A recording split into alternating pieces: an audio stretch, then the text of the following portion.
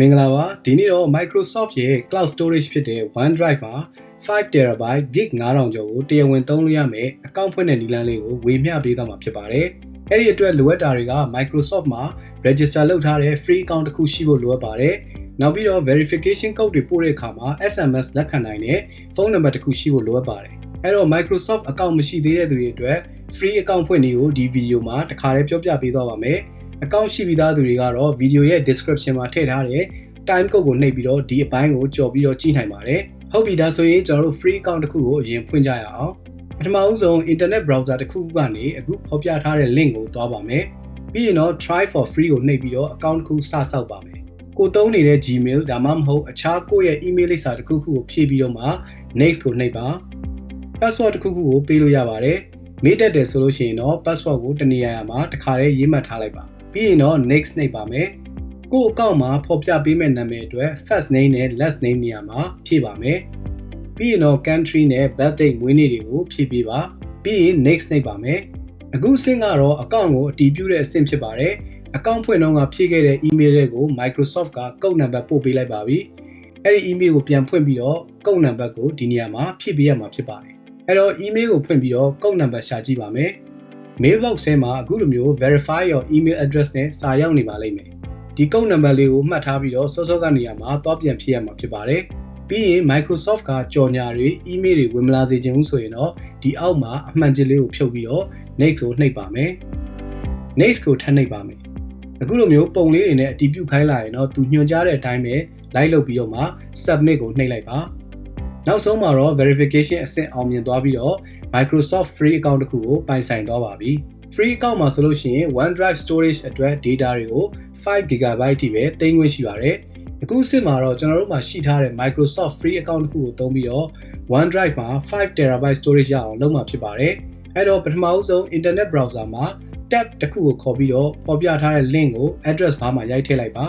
။ဒါဆိုရင်တော့ developer program ဆိုတဲ့ page ကိုရောက်သွားပါပြီ။ join now ကိုနှိပ်လိုက်ပါ။အခုဗီဒီယိုကို free account ဖွင့်တာကနေစပြီးတော့ဇက်တိုက်ကြည့်ရှုပြီးတော့အတူတူလောက်လာတဲ့သူတွေကတော့အခုချိန်မှာအကောင့်က login ဝင်ထားပြီးသားဖြစ်နေလို့ဇက်တိုက်ဝင်သွားပါလိမ့်မယ်။ဒီနေရာကနေစပြီးတော့ကြည့်တဲ့လူတွေအနေနဲ့ကတော့ Microsoft ကို sign in လုပ်ပေးရမှာဖြစ်ပါတယ်။ကျွန်တော်ကတော့ sign in ဝင်ထားပြီးသားဖြစ်လို့ join now ကိုနှိပ်လိုက်တာနဲ့အခုလိုမျိုးတိုက်ရိုက်ဝင်သွားပါပြီ။ဒီနေရာမှာတော့ country နဲ့ company name တွေကိုဖြည့်ပေးရမှာဖြစ်ပါတယ်။ company name ကိုကိုကြိုက်တာပေးလို့ရပါတယ်။အမှန်ကန်ဖြစ်စရာမလိုပါဘူး။ပြီးရင်တော့ I accept ကိုအမှန်ချစ်ပေးပြီးတော့ next နှိပ်လိုက်ပါ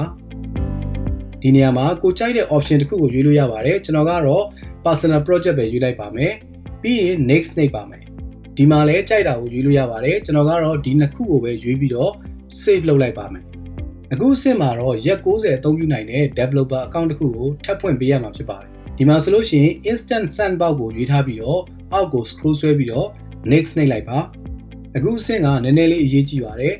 admin username တွေရွေးတဲ့နေရာမှာစက်လုံးရေ64လုံးအထိပေးလို့ရပါတယ်စက်လုံးအကြီးအသေးနံပါတ်စတာတွေရောထည့်လို့ရပါတယ်ဒါပေမဲ့ space ချလို့မရပါဘူး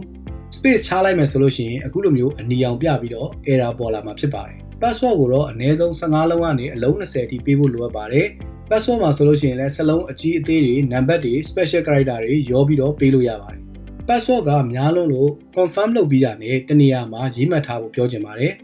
ပြီးရင်တော့ continue ကိုနှိပ်လိုက်ပါဒီအဆင့်မှာတော့ SMS လက်ခံလို့ရတဲ့ဖုန်းနံပါတ်တစ်ခုဖြည့်ပေးရပါမယ် country code နဲ့ဖုန်းနံပါတ်ကိုဖြည့်ပြီးရင် send code ကိုနှိပ်ပါကိုဖြည့်လိုက်တဲ့ဖုန်းနံပါတ်ထဲကို SMS ကနေတဆင့် code နံပါတ်တစ်ခုပို့လာပါလိမ့်မယ် enter code ဆိုတဲ့နေရာမှာအဲ့ code နံပါတ်လေးကိုဖြည့်ပေးလိုက်ပါပြီးရင်တော့ setup ကိုနှိပ်ပါဒါဆိုရင်တော့ developer program ကို subscribe လုပ်တာအောင်မြင်သွားပါပြီဒီနေရာမှာ Microsoft ကပေးထားတဲ့ administrator mail address ကိုလည်းတနေရာမှာရေးမှတ်ထားဖို့လိုပါလိမ့်မယ်အခုဆိုလို့ရှိရင် Microsoft ရဲ့ developer account ကိုရက်90ပဲပေးသုံးထားတယ်ဆိုပေမဲ့ရာသက်ပံ live တိုင်းသုံးလို့ရအောင်ဘယ်လိုလုပ်ရမလဲဆိုတာကိုဗီဒီယိုရဲ့အဆုံးပိုင်းမှာပြောပြထားတာဖြစ်လို့အဆုံးအထိဆက်ပြီးတော့ကြည့်ပေးစေချင်ပါတယ်အဲဒီတော့အခုဆိုလို့ရှိရင်ကျွန်တော်တို့မှာ Microsoft account ကနှစ်ခုရသွားပါပြီတစ်ခုက free account နောက်တစ်ခုက developer account ဖြစ်ပါတယ်အဲ့တော့ OneDrive ရဲ့ 5TB storage ကဘယ် account မှာရမှာလဲဆိုလို့ရှိရင် developer account မှာရမှာဖြစ်ပါတယ်ဒါကြောင့်မလို့ admin username နဲ့ password အရှည်တို့ကိုရေးမှတ်ထားပါလို့ကျွန်တော်သတိပေးရတာဖြစ်ပါတယ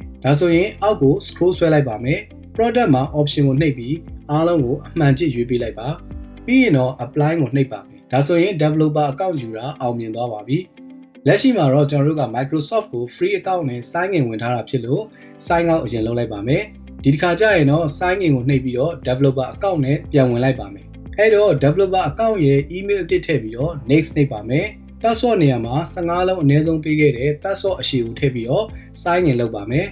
အခုစစ်မှာတော့လုံခြုံရေးအတွက် two step ခံထားခိုင်းတာဖြစ်ပါတယ် 𝗢𝗲𝗄𝗃𝗃𝗏 ကိုနှိပ်ပြီးတော့ကြော်သွားလို့ရပါတယ်ဒါပေမဲ့နှစ်ပတ်ကြာရင်တော့တစ်ခါပြန်ပြီးတော့လှုပ်ခိုင်းအောင်မှာဖြစ်ပါတယ်ဒီထက်ပိုဆိုးတာကတော့အခုချိန်မှာ 𝗢𝗲𝗄𝗃𝗃 နဲ့ကြော်သွားမယ်ဆိုရင်နောက်ကျွန်တော်တို့လုံးမဲ့အဆင့်တိုင်းမှာ two step ခံပါလို့လာပြီးတော့မှပြောနေမှာဖြစ်တဲ့အတွက်အခုတည်းကတစ်ခါတည်း two step ခံထားလိုက်တာအကောင်းဆုံးဖြစ်ပါတယ်အဲ့တော့ next ကိုပဲနှိပ်လိုက်ပါမယ်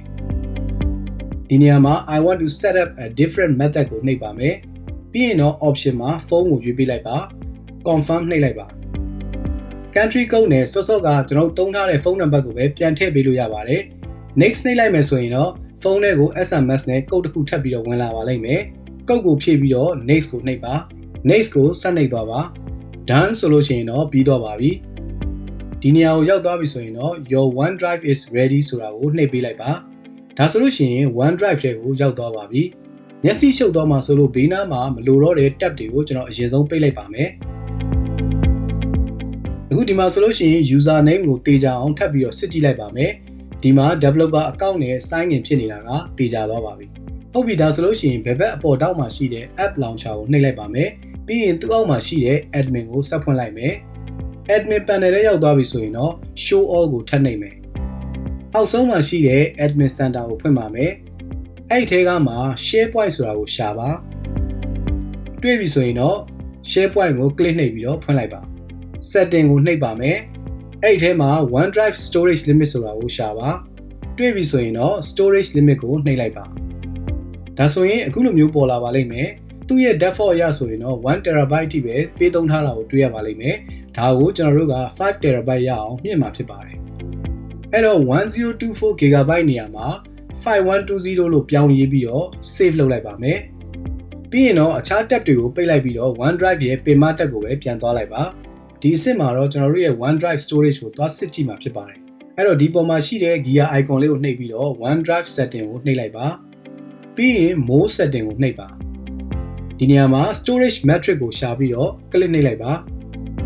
storage metric ရဲ့အပေါ်ညာဘက်တောက်မှာကျွန်တော်တို့သုံးလို့ရမယ် storage space ကိုပြပေးထားပါတယ်အခုဒီမှာတော့သူပေးထားတဲ့ default အတိုင်းပဲ 1TB ပဲရသေးတာကိုတွေ့ရပါလိမ့်မယ်ဒါပေမဲ့စိတ်မပူပါနဲ့အကောင့်ဖွင့်ပြီးတော့24နာရီကြာတဲ့အခါမှာအခုလိုမျိုးပဲလာပြန်စစ်ဆေးကြည့်ပါ